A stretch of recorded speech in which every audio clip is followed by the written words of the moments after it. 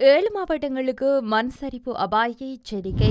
இலங்கை போலீசாருக்கு அமெரிக்காவில் விசேட பயிற்சி. இலங்கை ராணுவத்தின் அராஜகம் அம்பலப்படுத்தும் கண்கண்ட சாட்சியம். நெடுந்தீவுக்கு தடையில்லா மின்சாரம். தமிழ் பொது வேட்பாளர் குறித்து சம்பந்தனின் நிலைப்பாடு வெளியான தகவல். இலங்கையின் இனப்படுகொலை நினைவேந்தலுக்கு ஆதரவாக குரல் எழுப்பிய பிரித்தானிய அரசியல்வாதிகள். தமிழர்களுக்காக இலங்கை அரசாங்கத்திடம் கோரிக்கை முன்வைத்த அமெரிக்க செனட்.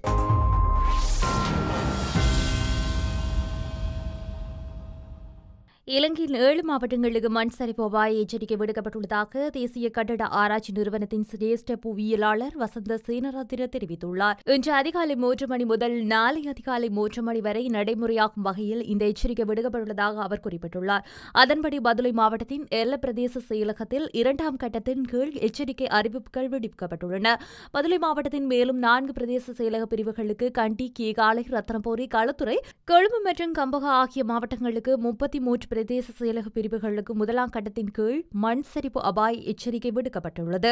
தேசிய கட்டட ஆராய்ச்சி நிறுவனத்தின் சிரேஷ்ட புவியியலாளர் வசந்த சேனாதிர குறிப்பிட்டிருக்கின்றார்.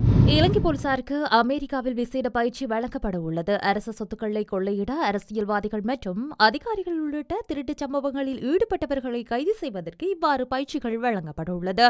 இலங்கை போலீஸ் உத்தியோகஸ்தர்களுக்கு விசேட பயிற்சிகள் வழங்க அமெரிக்கா இணக்கம் வெளியிட்டிருக்கின்றது. இந்த உத்தியோகஸ்தர்களுக்கு பயிற்சி அளிக்கப்பட்டு 2 ஆண்டுகளுக்கு திருட்டுச் சம்பவங்களில் ஈடுபடுபவர்களை கைது செய்ய முடியும் என ஜனாதிபதி ரணில் விக்ரமசிங்கே தெரிவித்துள்ளார். கோஷங்களை எழுப்புவதன் மூலம் கள்வர்களை பிடித்துவிட முடியாது என அவர் தெரிவித்துள்ளார். இதற்கு முறையான பயிற்சிகளை பெற்ற உத்தியோகஸ்தர்கள் ஒத்துழைப்பு அவசியமானது என அவர் சுட்டிக்காட்டியுள்ளார். கள்வர்களை கைது செய்வதற்கு நிதி குற்ற செயல் தடுப்பு ஆவணக்குழுக்கள் நிறுவப்பட்டதாகவும் அவற்றினால் கள்வர்களை பிடிக்க முடியவில்லை எனவும் அவர் தெரிவித்துள்ளார். கள்வர்களை பிடிக்கவில்லை என தம்மீது குற்றங்கள் சுமத்துவதில் பயனில்லை என அவர் குறிப்பிட்டுள்ளார். போலீஸ் உத்தியோகஸ்தர்களுக்கு பயிற்சிகள் வழங்க அமெரிக்கா இணங்கியுள்ளதாக கள்வர்களை பிடிக்க இன்னும் 2 ஆண்டு காலம் தேவைப்படும் எனவும் ஜனாதிபதி ரணில் விக்ரமசிங்கே தெரிவித்திருக்கின்றார். இறுதி யுத்தத்தில் உயிர்நீத்த பல்லாயிரக்கணக்கான உறவுகளை நினைவேந்து நிகழ்வானது தமிழர்கள் தாயகமெங்கும் உணர்வுபூர்வமாக நேற்று முன்னெடுக்கப்பட்டது. உதிரம் சிந்தும் மண்ணுக்காக போராடிய வீரர்களையும் இலங்கை ராணுவத்தின் கோர தாக்குதலால் பலியான நமது உறவுகளையும் தாயக மக்கள் கண்ணீர் சிந்தி தமது அஞ்சலியை வெளிப்படுத்தியிருந்தனர். இவ்வாறு பல்வேறு கதர்களுக்கு மத்தியில் யுத்தத்தின் கோரமுகத்தை கண்ணால் கண்ட தாயொருவர் தனது ஆதங்கங்களை வெளிப்படுத்தியிருந்தார். இலங்கை ராணுவத்தின் அராஜகம் மற்றும் துன்புறுத்தல்கள் தொடர்பில் பல்வேறு குற்றச்சாட்டுகளையும் முன்வைத்திருந்தார். நெடுந்தீவு பிரதேசத்தில் தடையற்ற 24 மணி நேர மின்சார வழங்கலுக்கான அனைத்து நடவடிக்கைகளும் எடுக்கப்பட்டுள்ள நிலையில் இன்று முதல் சீரான மின்சார வழங்கல் நடைமுறைக்கு வரும் என தெரிவிக்கப்பட்டுள்ளது.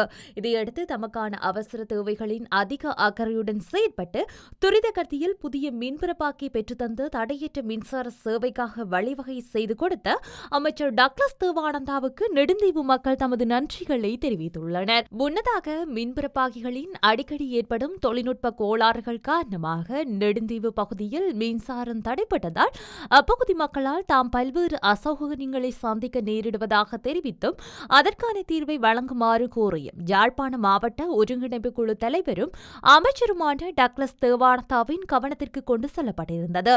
இதையடுத்து துறைசார் தரப்பினருக்கு குறித்த கலந்துரையாடல்களை மேற்கொண்ட அமைச்சர் நெடுந்தீவு பகுதியில் புதிய மின்சார பிறப்பாக்கி ஒன்றை பெற்றுக் கொடுப்பதற்கான ஏற்பாடுகளையும் மேற்கொண்டிருந்தார். அமைச்சரது தொடர் முயற்சிகள் காரணமாக கடந்த வாரம் கடற்படையினரின் உதவியுடன் பாரிய மின்பரப்பாக்கி ஒன்று கொழும்பிலிருந்து சுன்னாக பிரதான மின்சார நிலையத்திற்கு எடுத்து வரப்பட்டிருந்தது.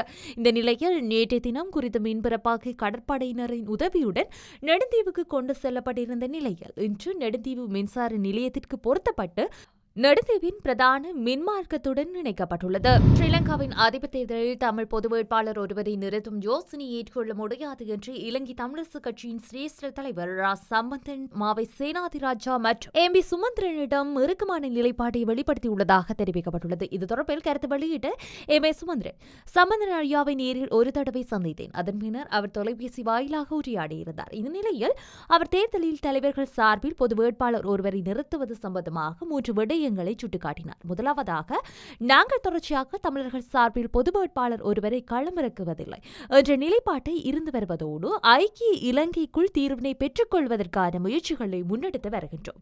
அதுபோன்று இரண்டாவதாக, பொது வேட்பாளர் விவகாரம் ஒஸ்லோ உடன்பாட்டை மீறுவதாக அமையும். ஏனென்றால் ஒஸ்லோ உடன்பாட்டில் இலங்கை அரசாங்கத்தின் சமஷ்டி அடிப்படையிலான பேச்சுவார்த்தைக்கு தயார் என்றே கூறியுள்ளது. ஆகவே பொது வேட்பாளர் ஒருவரை களமிறக்குவதனூடாக அந்த ஒப்பந்தத்தினை தூக்கி எறிந்து செயற்பட முடியாது.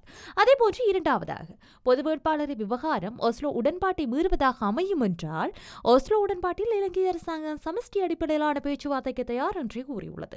ஆகவே பொது வேட்பாளர் ஒருவரை களமிறக்குவதனூடாக அந்த ஒப்பந்தத்தினை தூக்கி எறிந்து செயற்பட முடியாது. மூன்றாவது, இந்திய இலங்கை ஒப்பந்தத்தின் பிரகாரம் வடக்கு கிழக்கு இணைப்பு செய்வதாக இருந்தால் வாக்கெடுப்பை செய்ய வேண்டும். எனினும் அவ்வாறு வாக்கெடுப்பை செய்ததாக இருந்தால் கலோயா திட்டம் உள்ளிட்ட காலத்தில் மேற்கொள்ளப்பட்ட குடியேற்றங்கள் அகற்றப்பட வேண்டும். ஆகவே கிழக்கு மாகாணத்தில் வெளியேற்றப்பட்டவர்கள் மீள குடியேற்றப்பட்டதன் பின்னரே வாக்கெடுப்பை நடத்த முடியும். அவ்விதமான சந்தர்ப்பங்களை விடுத்து பொது வேட்பாளர் தெரிவுக்கு செல்வதை ஏற்றுக்கொள்ள முடியாது என குறிப்பிட்டுள்ளார். அத்துடன் தனது நிலைப்பாட்டை மாவை சேனாதராஜாவுக்கும் தெரியப்படுத்தியுள்ளதாகவும் சுமந்திரன் தெரிவித்துள்ளமை குறிப்பிடத்தக்கது. இலங்கையில் இடம்பெற்ற ஆயுத போரின் போது தமிழர்களுக்கு இழைக்கப்பட்ட அட்டூழியங்களுக்கு பொறுப்புக்கூறல் மற்றும் நீதி வழங்கப்பட வேண்டும் என முள்ளிவாய்க்கால் இனப்படுகொலையின் 15வது ஆண்டு நினைவு நாளில் பிரித்தானிய அரசியல்வாதிகள் குரல் எழுப்பியுள்ளனர்.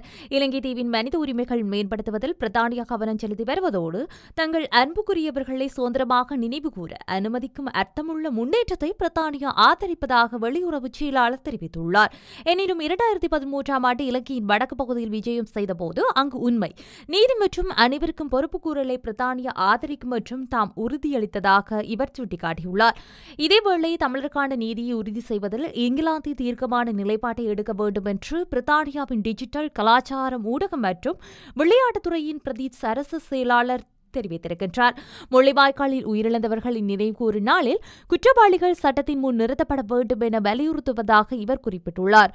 மேலும் மோதலின் முடிவடைந்து 15 ஆண்டுகளுக்கு மேலாகிறது. ஆனால் இலங்கை அரசாங்கம் எந்தவொரு அர்த்தமற்ற விசாரணையும் மேற்கொள்ளவில்லை. இதுடன் பாதிக்கப்பட்ட தமிழர்களுக்கு நீதி வழங்க சர்வதேச சமூகத்திற்கு வழங்கிய உத்தரவாதங்களை நிறைவேற்றவும் அது தவறிவிட்டது என்று இவர் குறிப்பிட்டிருக்கின்றார். தமிழர்களுக்கு இனப்படுகொலையின் 15வது ஆண்டுகளை நிறைவுகூர அனுமதிக்க வேண்டும் என்று அமெரிக்க செனட் பென் கான்டின் இலங்கையிடம் வலியுறுத்தியுள்ளது.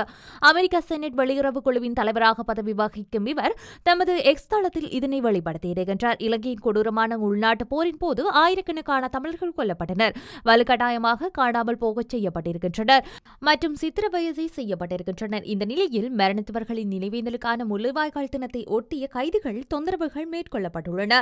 இதனை மையப்படுத்திய அமெரிக்க செனட்டின் கோரிக்கைகள் வெளியாகியிருக்கின்றது. முன்னதாக வடக்கு கிழக்கின் நினைவேந்தல்கள் நிகழ்வுகள் கண்காணிப்பு, துன்புறுத்தல் மற்றும் கைதுகள் மேற்கொள்ளப்பட்டுள்ளன. மட்டக்களப்பின் கிழக்கு பல்கலைக்கழக தமிழ் மாணவர்கள் பல்கலைக்கழக வளாகத்தில் வெளியே கவனஈர்ப்பு போராட்டத்தின் போது கைது செய்ய போவதாக அச்சுறுத்தப்பட்டிருக்கின்றனர். இலங்கையின் போலீஸ் அதிகாரிகள் விழிப்புணர்வுக்காக அமைக்கப்பட்டிருந்த பூக்கள் மற்றும் மெழுகுவர்த்திகளை ஆக்கிரோசமாக தள்ளி மாணவர்கள் பரிமாற இருந்த கஞ்சி பானைகளையும் எடுத்துச் சென்றனர்.